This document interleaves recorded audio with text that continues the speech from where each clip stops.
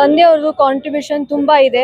ರಾಜ್ಯಪಾಲರದ sign ತನ ಏನ್ process ಆಯ್ತು, ಹೋರಾಟಗಾರರು ಯಾವತ್ತು ನಮ್ಮ ತಂದೆಯವ್ರ ಕಡೆ ಹೋಗಿದ್ರು ಅಲ್ಲಿ ತನ ಮುಟ್ಟುವುದು ವಿನಯ್ ಕುಲಕರ್ಣಿ ಅವ್ರದ್ದೇ ಎಲ್ಲ ಪಾತ್ರ ಇತ್ತು. ಅದೆಲ್ಲ ಹೋರಾಟರಿಗೂ ಗುರ್ತಿದೆ, ಎಲ್ಲ ಬೆಂಬಲಿಗರಿಗೂ ಗುರ್ತಿದೆ.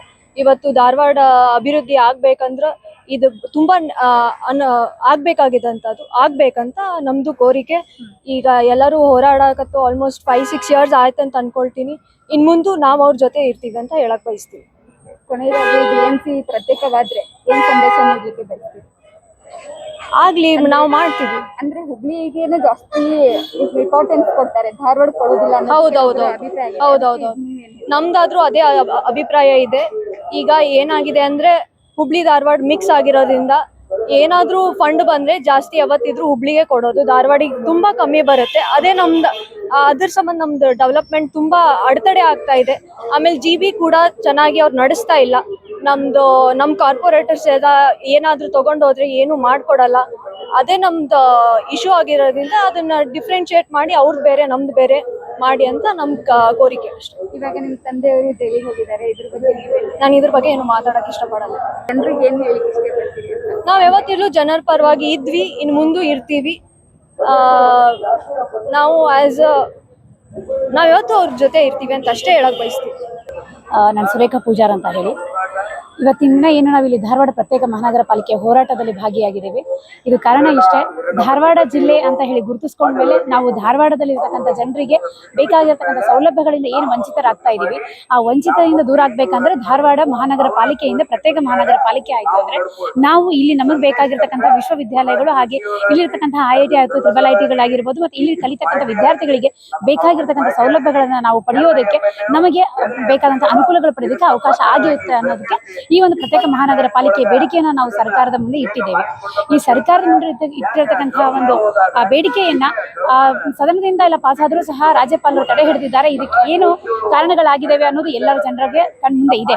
ಹಾಗೆ ಈಗ ನಾವು ಇಲ್ಲಿ ಏನೋ ಶಾಸಕರುಗಳು, ಇಲ್ಲಿರ್ತಕ್ಕಂಥ ಧಾರವಾಡದಲ್ಲಿರ್ತಕ್ಕಂಥ ಶಾಸಕರುಗಳು ಹಾಗೂ ಇಲ್ಲಿರ್ತಕ್ಕಂಥ ಮಿನಿಸ್ಟರ್ ಹಾಗೂ ಸಂಸದರು ಏನು ಒಮ್ಮತದಿಂದ ಏನು ಇದಕ್ಕೆ ಒಪ್ಪಿಗೆಯನ್ನು ಕೊಡಬೇಕಾಗಿತ್ತು, ಅದರಲ್ಲಿ ಹಿನ್ನಡೆ ಆಗ್ತಾ ಇದೆ.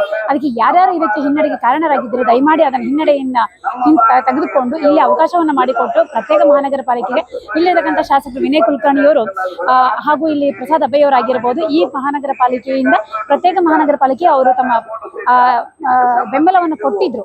ಆ ಬೆಂಬಲಕ್ಕೆ ಸರಿಯಾಗಿ ಇಲ್ಲಿ ಅವಿನ ಬೆಲ್ಲದವರು ಸಹ ಬೆಂಬಲವನ್ನು ಕೊಟ್ಟು, ಹಾಗೂ ಸಂಸದರಾದಂಥ ಪ್ರಹ್ಲಾದ್ ಜೋಶಿ ಅವರು ಸಹ ಬೆಂಬಲವನ್ನು ಕೊಟ್ಟರೆ ಇದು ಪ್ರತ್ಯೇಕ ಮಹಾನಗರ ಪಾಲಿಕೆಯಾಗಿ ಇಲ್ಲಿ ಧಾರವಾಡ ಜನತೆ ಏನು ಹಿನ್ನಡೆಯನ್ನ ಕಾಣ್ತಾ ಇದೀವಿ, ಅಭಿವೃದ್ಧಿಯಲ್ಲಿ ಹಿನ್ನಡೆಯನ್ನ ಕಾಣ್ತಾ ಇದೀವಿ, ಏನು ಸ್ಮಾರ್ಟ್ ಸಿಟಿ ಅಂಡರ್ ಒಳಗೆ ಹುಬ್ಬಳ್ಳಿಗೆ ಮಾತ್ರ ಏನು ಹೋಗ್ತಾ ಇದ್ದಾವೆ ಕೆಲಸಗಳು, ಕಾಮಗಾರಿಗಳು, ಅದು ಧಾರವಾಡಕ್ಕೂ ಸಹ ಹೆಚ್ಚಿನ ಪ್ರಮಾಣದಲ್ಲಿ ಬರೋದಕ್ಕೆ ಅವಕಾಶ ಆಗುತ್ತೆ.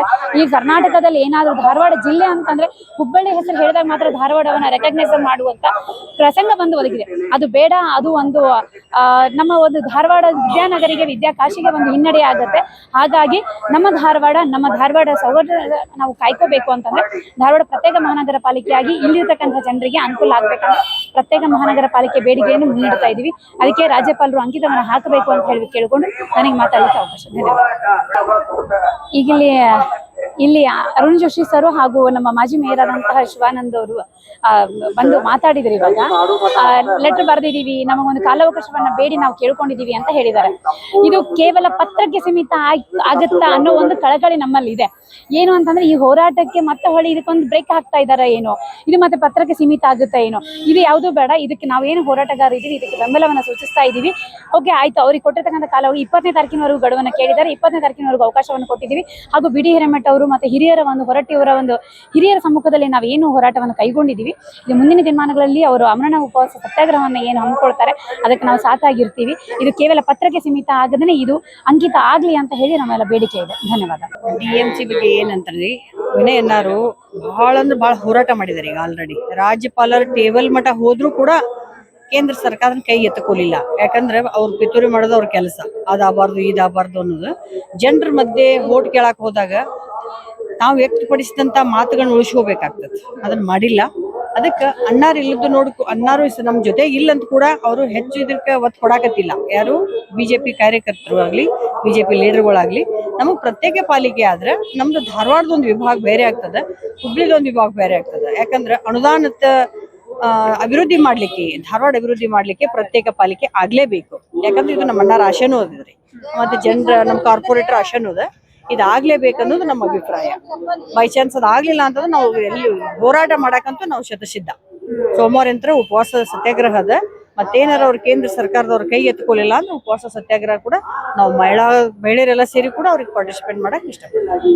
ಇದು ಹೆಚ್ಚಾಗಿ ಅನುದಾನ ಹುಬ್ಬಳ್ಳಿಗೆನೆ ಕೊಡ್ತಾ ಇದ್ದಾರೆ. ಧಾರವಾಡ ಜಿಲ್ಲೆ ಅಂತ ಹೆಸರಿದ್ರು ಧಾರವಾಡ ಸಿಗ್ತಾ ಇಲ್ಲ. ಇದ್ರ ಬಗ್ಗೆ ಏನ್ ಪ್ರಾಬ್ಲಮ್ ಬಂದಿರೋದು ಅದೇ. ನಮ್ಗೆ ಎಲ್ಲ ಹುಬ್ಳಿಗೆ ಕೊಡಾಕತ್ಮಿಲ್ಲ. ಧಾರವಾಡ ಜಿಲ್ಲಾದಾಗ ಒಂದು ಹುಬ್ಳಿದು ಒಂದು ಭಾಗ, ಯಾಕೆ ಅಲ್ಲೇ ಯಾಕೆ ಎತ್ತಿ ಕೊಡ್ಬೇಕು? ಧಾರವಾಡ ಏನ್ ಮಾಡಿದೆ ಅನ್ನೋದಕ್ಕ ನಮ್ಮ ವಿನಯ್ ಅಣ್ಣಾರ್ದೊಂದು ಅಭಿಪ್ರಾಯ. ಧಾರವಾಡ ಅಭಿವೃದ್ಧಿ ಮಾಡ್ಬೇಕಲ್ಲ. ನಾವು ಜನರ ಬಳಿಗೆ ಹೋದಾಗ ಅಭಿವೃದ್ಧಿ ಮಾಡ್ತೀವಿ ಅಂತೇಳಿ ಮಾತು ಕೊಟ್ಟಿರ್ತೀವಿ. ಇವರೆಲ್ಲ ಅದನ್ನ ಬಂದದನ್ನ ಕಸ್ಕೊಂಡ್ರ ಅಭಿವೃದ್ಧಿ ಮಾಡಕ್ ಏನ್ ಸಾಧ್ಯತೆ? ಕೇಂದ್ರ ಮತ್ತು ರಾಜ್ಯ ಸರ್ಕಾರ ಕೈ ಜೋಡಿಸಿದಾಗ ಮಾತ್ರ ಅಭಿವೃದ್ಧಿ ಮಾಡಕ್ ಸಾಧ್ಯ. ಅದ್ರ ಸಂಬಂಧ ಈ ಹೋರಾಟ ಮಾಡ್ತೇನೆ. ರೇಣುಕಾ ಕಳಿಮನಿ.